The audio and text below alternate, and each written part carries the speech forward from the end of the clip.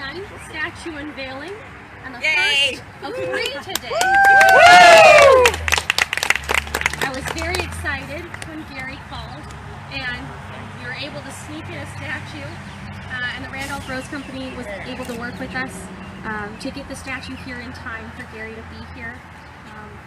Gary and I think we've talked over the phone for about a year now. About that, yeah. About that, yeah. And you've taught me things about family and about the history of your dad and your uncle and their story and their search for their life before the foundling hospital. And so before I hand the mic over to you to tell us about that, we first want to recognize you because at our President's Banquet, which we won't be able to be at, we give out awards. And so this year we are giving you the Sister Eileen Fitzgibbons Award, which is given to a person who has helped preserve the history of the New York Foundling Hospital's participation in the orphan train movement.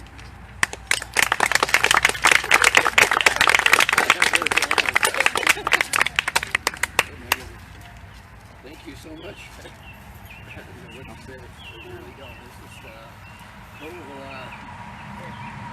total surprise to me. So much appreciated. This is really an effort that I launched to try to recapture my father's history, little of which was known before I began this about 2.5 years ago. So anyway, welcome. I'm astounded. First, I'd like to introduce my wife, Ann Ferrier.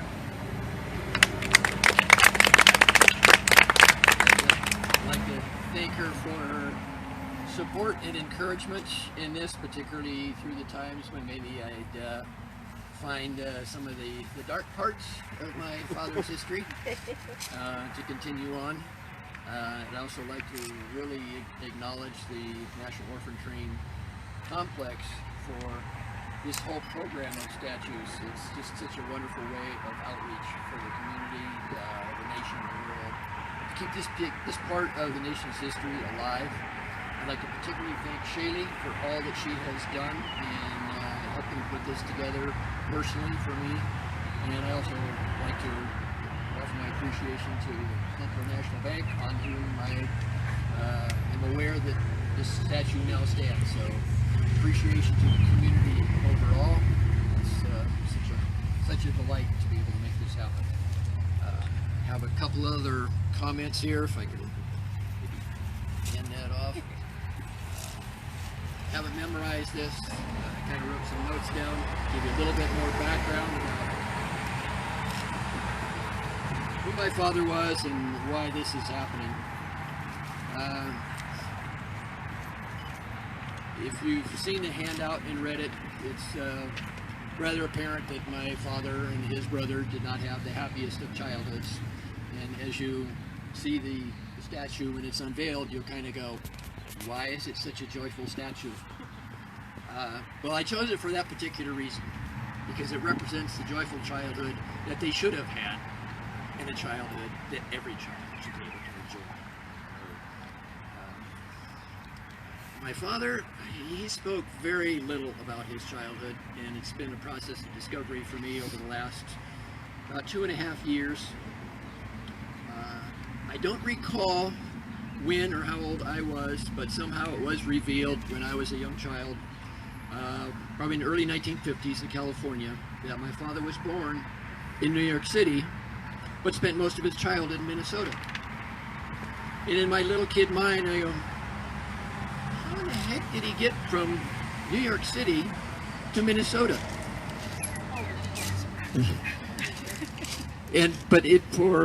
I would expect some of you have experienced this situation in your own lives. There were certain questions that you knew were to never be asked of your parents, and that was the case with my father and his story of his childhood. So nothing was ever revealed. It wasn't until much later in his life, when he was in his 80s, and fortunately a member of his church started asking him about his background, his childhood, and he began to talk. So one of my last visits with him in the early 90s, when he was living in Hawaii, So he went from New York to Hawaii in his lifetime, from one coast to as far as way could get. He began talking to me about it, and he handed me a book about the orphan trains, or the orphan train rider, and he mentioned that he rode that train too. He was under the presumption that he rode the one and only orphan train, as I think probably most of the orphans who rode an orphan train thought of themselves. They had no way of knowing that they were just one or two amongst 250,000 young children that were sent west. So that's the way he talked about it, and that's the way I kind of, looked at it. Until I began doing my research about, as I mentioned, 3 years ago.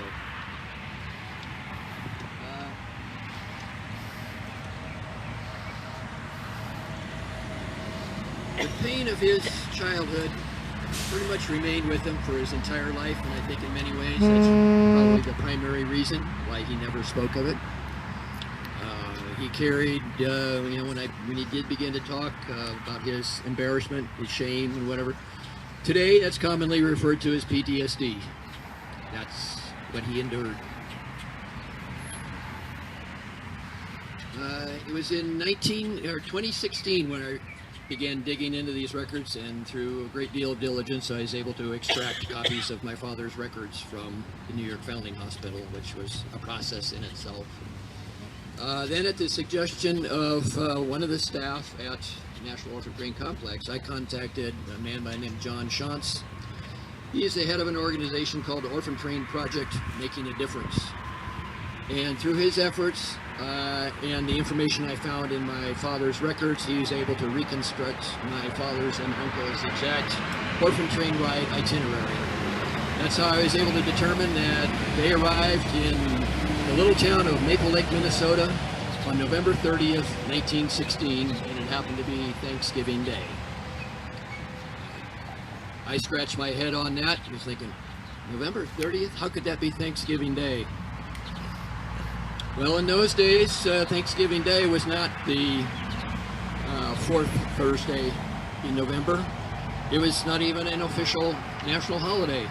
It was not until 1942 or 43 when it became a national holiday and was designated as the fourth Thursday in November. So I learned a little bit about our nation's history and the formation of Thanksgiving holiday in the research about my father. So I want to thank you so much for coming here today. I am so honored that my father and uncle, as represented now by this statue and plaque, are now ambassadors of the good work that the National Orphan Train Complex in keeping the history and memory of the orphan trains alive for future generations. I am truly honored to be able to do this and support their efforts. The information I found about them was phenomenal. It was hard to believe that the orphan train movement over 75 years even happened. It's just astounding. So thank you so much for coming, and let's unveil this.